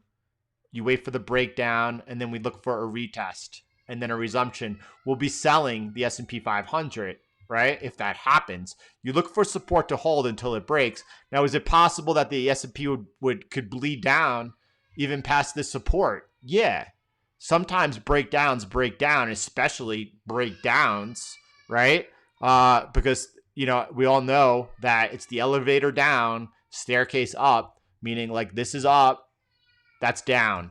This is up, that's down, right? So you could get the breakdown. However, I'm not taking it, right? For me, I'm looking for not the bleed down, but look over there. There's the retrace, the resumption down. It's just, that's the high probability trade. That's the trade that I want to be involved in. So right now, support is holding on the S&P, right? We're looking for that to hold, right? So is there a buy entry again? Look, that was a nice buy entry down here. You're back towards that buy entry right now. I'm not buying up here into the resistance. I'm not buying into the resistance. That's pretty big overhead resistance. Wait for that to clear and then start looking for longs. Or if you're in the long right now, right? On the Nasdaq, it's a similar situation. Except we look like now that we could very well be taking out this area of support over here. We don't know until it closes. We got some horizontal support right there, but you're not looking to sell the Nasdaq. The Nasdaq has strong horizontal support over here, and it has this channel support down over here. So the Nasdaq is looking actually more bullish than the S&P, just waiting. There's nothing else to do but wait right there. Dow has now turned negative. Maybe Powell said something the markets are not really liking. I'm not sure.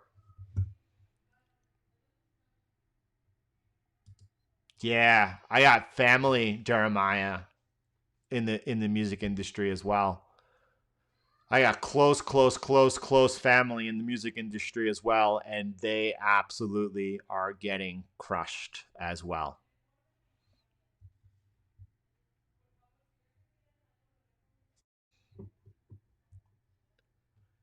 If the screen's unclear, at the bottom right, there should be like an icon, a settings icon. Try clicking on that, and you can manually change the playback.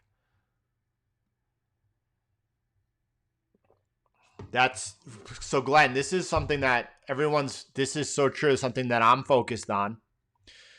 Glenn, this is why we have to follow what's happening on price.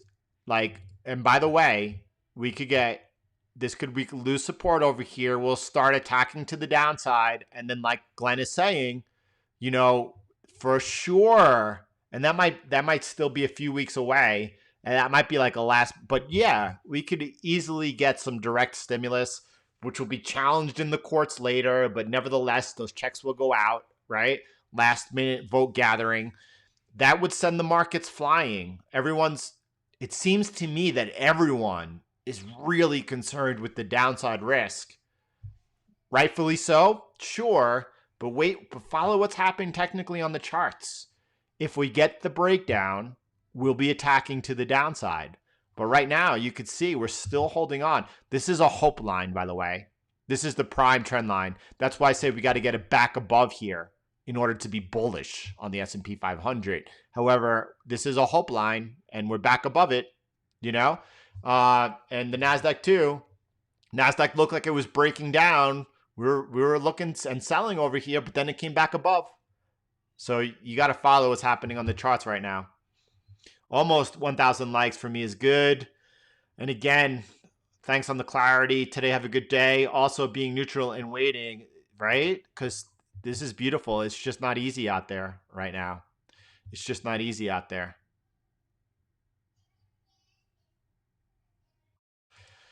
By the way, thank you for this because, I seem to have thick skin, but it's the case, but it's also not the case. Everyone is really important to me. And when there's like a disruption like that, like nobody likes that business whatsoever. I mean, granted, the more people that finally come, that come to the channel, you're going to get some more of that stuff. But listen, thank you for sharing that with me, Ooh, Giles on the attack.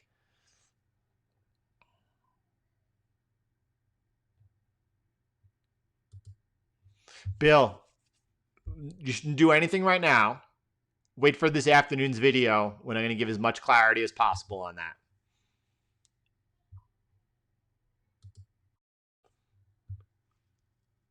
I don't give out advice like that. Look, if you don't know what to do, then you should not be doing anything. If you don't know if you should be in a position, then there's no way you should be in a position. And the reason I say that is because you're going to lose money. You're going to guaranteed lose money.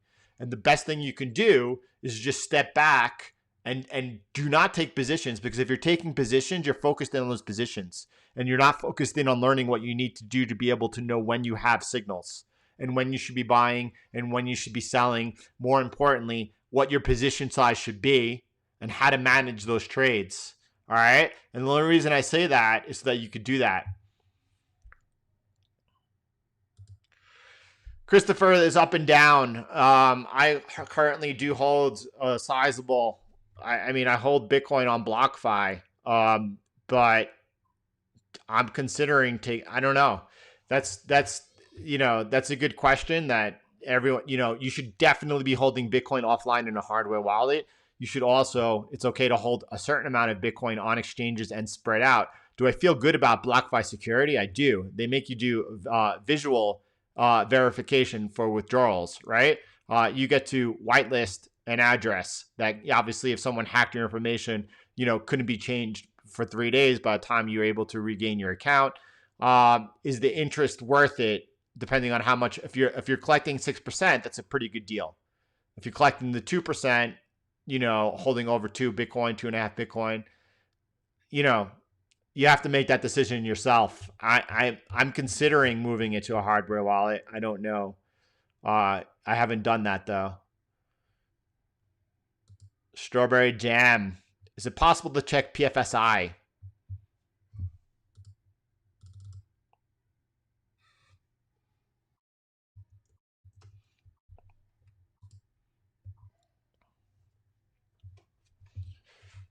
We're gonna put this on a daily time frame over here. First of all, I mean,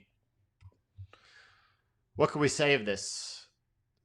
I mean, first of all, epic, super strong uptrend over here. What do they do? I don't even know what they do over here.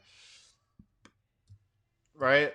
Drawing some support line over here. We saw that nice little bit of a bear flag and resuming out of it today. When you're in an uptrend like this, in an uber bull market, all you're looking to do is you're looking for pullbacks into support, and you're looking for, by the way, when there was a weak dollar, this was going up too. And the other thing you're looking to do is you're looking for consolidation and the breakouts of those consolidations. Look at these patterns. You should be able to see them yourself. You ready? Look at that. Look at that. Look at this. And then another one is happening right here. Right? So continue looking, right? If you're holding this, there's zero reason to sell. I don't know what they do. I have no idea whether or not how much money they're holding on to, how much money they're making, what the PE ratio is. I have no idea. I'm just looking at the chart alone, right? Blind. That's why I don't like individual stocks also, by the way, right? But I mean, clearly super strong, massive bull trend over here. You're just looking for consolidation, buying on the breakout of consolidation, and or pullbacks into strong support.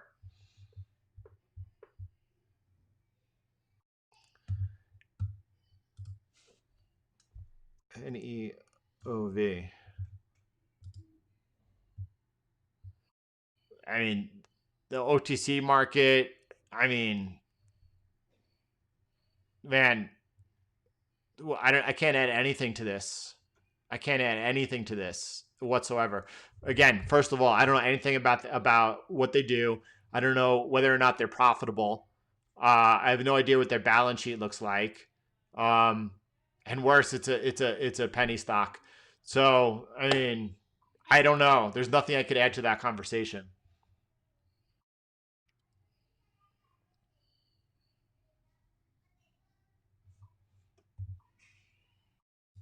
This is such an important comment that I want to focus in on it, by the way. right? When I said at the beginning of this session, focus on what's happening here on the chart when it comes to gold and silver. Because if the dollar continues rising during this counter trend move over here, and gold makes it back, let me come down to the 8 hour, and gold makes it back above that trend line, it doesn't matter what the dollar's doing. Don't focus in on the dollar, focus in on the gold. Focus in on the chart in front of you. How long have we been online? 2 hours. Alan, so, I mean, this is a touchy subject in the fact that, I mean, when I say I like Raul, I mean that I really appreciate what he adds to the conversation. If Raul shares something, I want to be aware of it and take it in. And it doesn't mean that I agree with it or not, but I use that as useful information to use my own, to come up with my own opinions and biases. Now, but by the way, Raul said right over here that, you know what? That could be the top of the market. He did say that. He said that would be a vanity trade. I'm not going to take it, but that could very well be the top of the market. So credit where credit's due.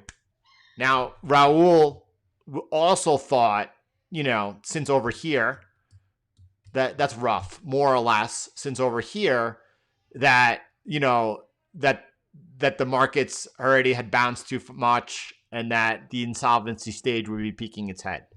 And he's actually, in that update you were referring to, he even said that. He never expected the markets to do all of that, right? So, I don't know. Raul is a macro guy, and you could look at like the euro US dollar, right? And Raul held long because he's got such a difference time frame. Raul's been short, first of all, the euro US dollar going back. I think it was, I can't say for sure. I'm going to say right around here.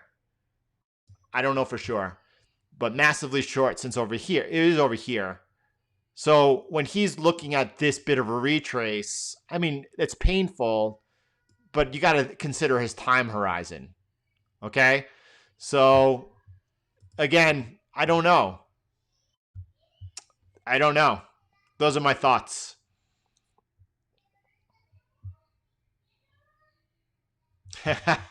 Miguel, this is the comment of the day. Love gold. We'll be hoping for it to go lower. Love it whatsoever. Thanks, Michael. I do appreciate that very much over there. Yeah, that's for sure too, Luke. I mean, 100%. There's no one talking about enemies, but keeping someone on the wrong side of a trade for an extended period of time, that's in my book not okay. That, you know, that's not okay. But I you know, again, there we go. Thank you, Danielle. We did make the 1,000, huh?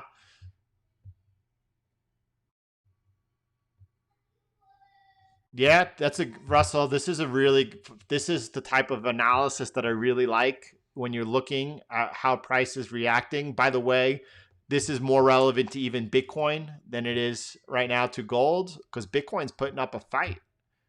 Bitcoin is putting up a fight over there, right? But look at gold, right? Dollar strong. What's gold doing? I mean, acting inappropriately so. The question is what happens? What happens? Not who wins. What happens when more stimulus comes? Miguel is the comment of the day. I love gold. I hope it goes lower so I could buy more. All right, everyone.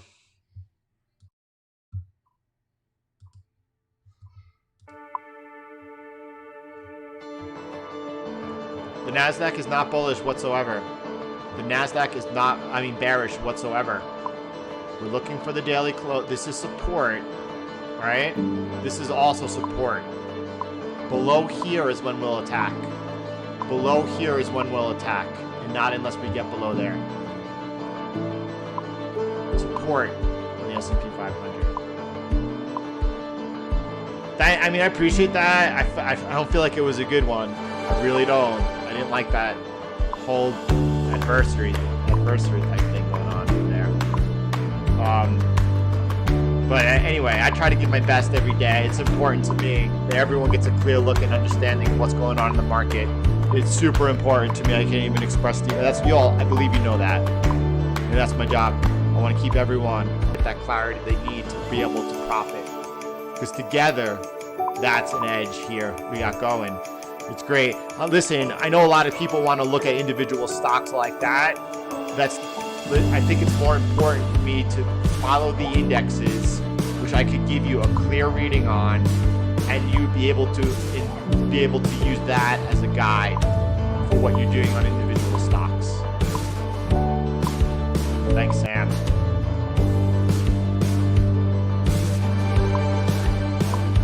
Thank you, guys. Appreciate that. What's up, buddy? 59.4%. What are we looking at, Davidson?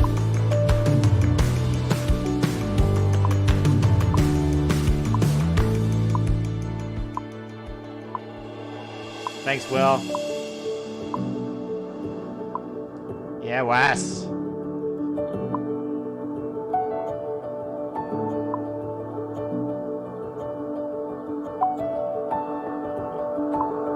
I don't know. Also, I mean, be aware the last 2 months of September are seasonally down months. Be aware of that. Follow what happens on the technicals.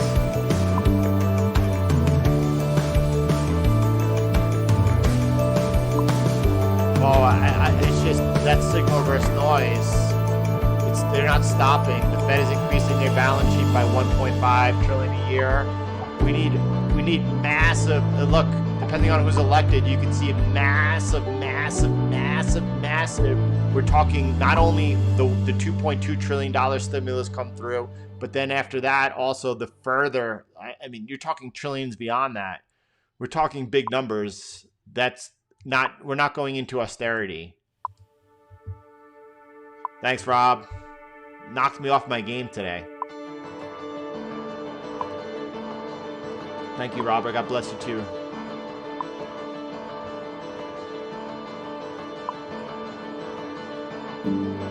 Thank you, brother.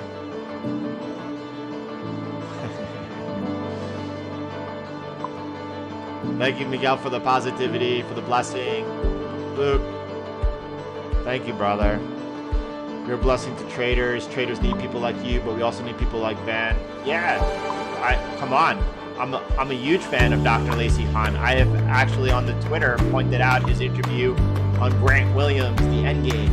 Right? I made that known to everyone here on the live stream. Well, Raul Pal, I just said anything Raul puts out, I want to know about.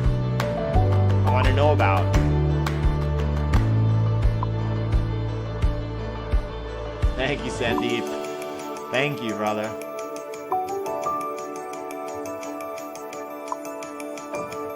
Thank you. This is on artlist.io. Put the link in right there. Before I leave, I'll put in the link to that song. I want to finish reading these comments though. Shane, thanks for being here. Victor.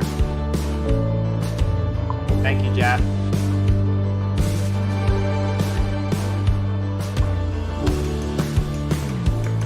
I'm not sure what you mean by that, or what you thought you listened to. I don't know where you're coming from.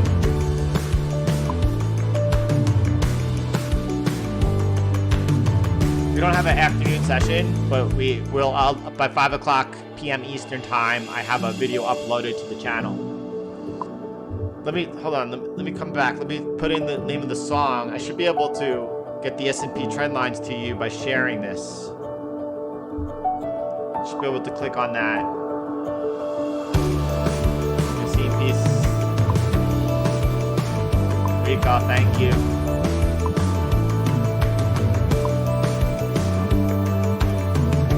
Shane, I'm glad you're a part of it. Thanks for being here.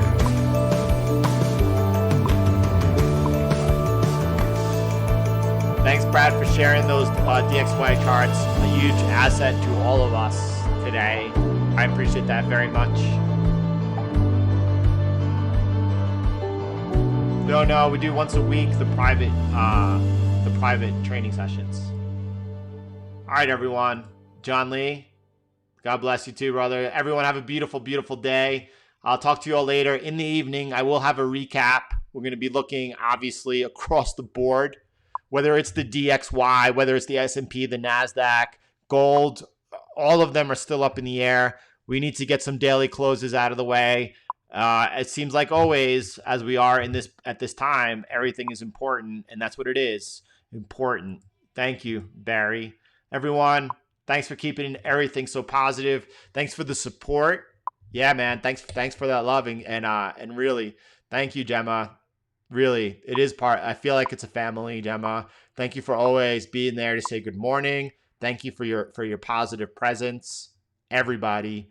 And I don't want everyone to feel left out because it's everyone that makes it what it is, right? Thanks, Will. All right, everyone. I'll talk to you later. Have a beautiful day. Thank you from the bottom of my heart.